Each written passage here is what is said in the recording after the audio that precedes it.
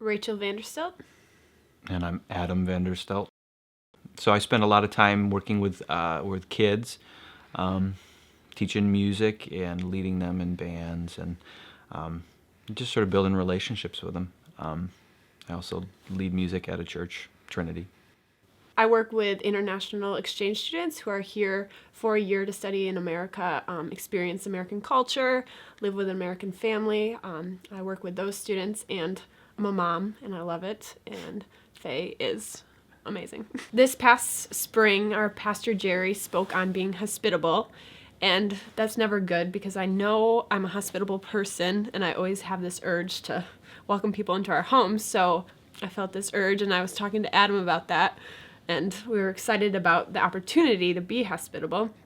And so this past summer, we hosted a Spanish exchange student for 4 weeks. We loved having somebody in our home, somebody different, somebody from different culture. So we asked ourselves, like, what's next? Like, how do we become hospitable, again?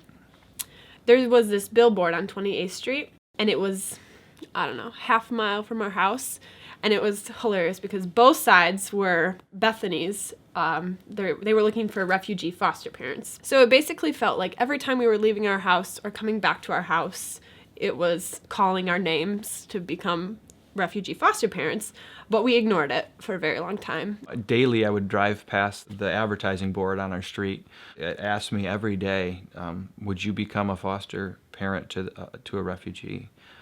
I think that I had to begin to answer that question for myself. I couldn't just read it anymore. I just said to Adam, hey, have you seen that refugee foster care billboard? Like, I don't really know much about this program, but maybe it's something we could check out. When I start researching something and getting to know more about something, I get very obsessive and I research it over and over and over. So I was obsessively researching, like way too much, and finally I was getting overwhelmed, and I just said, okay, Lord, I'm going to stop researching, and you just need to give us a clear answer on what we should do. So I closed the computer, went to my devotional for the day, opened it up, and the first word, the only word that I saw on the page when I opened it up was refuge. It was the most clear answer I've ever received in my life. The whole devotional was on how Christ is our refuge and how, and I believe if we're called to be more like Christ, that means being a refuge for people who need it. So I told Adam about that, and he was all on board for, pursuing this further. And so we went to an informational meeting at Bethany that next week and learned more about the program, and we really felt like God was asking us to open our home to maybe a sibling group, which seems a little crazy because we only have, a almost 1-year-old daughter. How are we going to raise teenagers? Especially in our 3-bedroom, 1-bathroom house. So we were a little bit concerned about how we were going to make this happen. But then it was crazy again. Literally the next day, my devotional was on Ephesians 3:20. Which is, now to him who is able to do immeasurably more than all we ask or imagine, according to the power that is at work within us. So I read that verse, and I was like, oh my goodness, it's another, God is just letting us know that he's going to make it work, even though we can't imagine how it would work. He's going to provide everything we need, and he's going to be able to help us. And so we began the process of adding another bedroom and bathroom to our house, which, is quite the job. But people, our family, our friends, our church family, they've all stepped forward and provided us with labor and supplies, and we've had many things donated to make this bedroom a reality. We looked in our basement now, and we just see the love of Christ in every wall.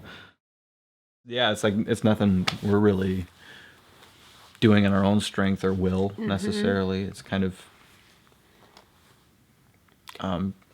the only reason we're confident that we can do this is because of the promises God has shown us, I think what I've had to learn in the last couple months is what things I have to say maybe no to or maybe not yet to in order for our refugee foster care kids to come here. when I read my verse, Ephesians 3:20.